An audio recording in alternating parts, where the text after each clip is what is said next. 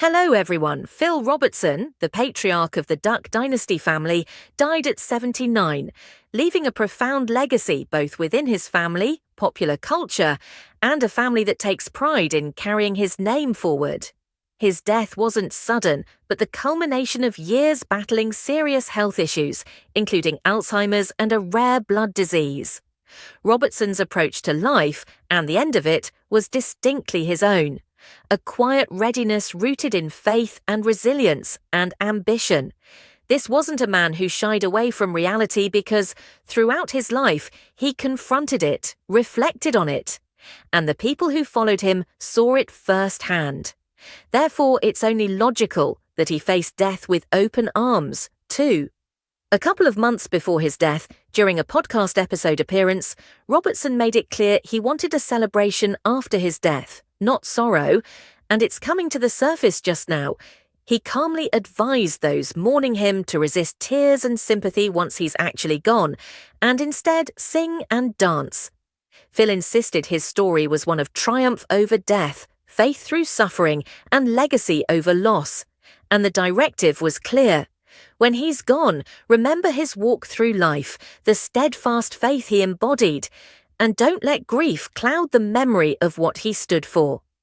During his family's Unashamed podcast episode, Robertson shared profound words about how he wanted to be remembered.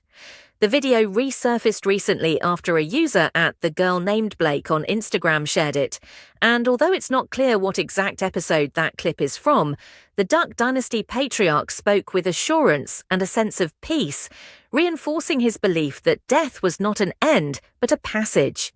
His exact words were, "When I die, don't cry. Dance, sing, but don't cry." Those who've seen Phil and have followed him over the years know that this tone was firm, authentic, comforting, and reflected the very grace and faith that he practiced under pressure throughout his life. While Phil's directive was to celebrate, not mourn, his brother Cy Robertson found a way to pay tribute while struggling to adhere to his brother's wishes. The May 28, 2025 Duck Call Room podcast episode was all about his brother. He gave it a very wholesome title. Phil, We Tried Not To, But We Cried, Remembering Phil Robertson, where he openly processed his brother's death and clearly processed the grief through catharsis. This episode reveals the kind of relationship Phil had with his brothers, friends, and extended family, and the legacy that he has left behind. Robertson's death was preceded by a steady decline in health that he and his family had been forthcoming with. The family publicly shared his Alzheimer's diagnosis in December, a progressive disease that erodes memory and cognitive function. But that wasn't the only illness Phil battled. He also had a rare blood disease that further complicated his health, leading to significant challenges.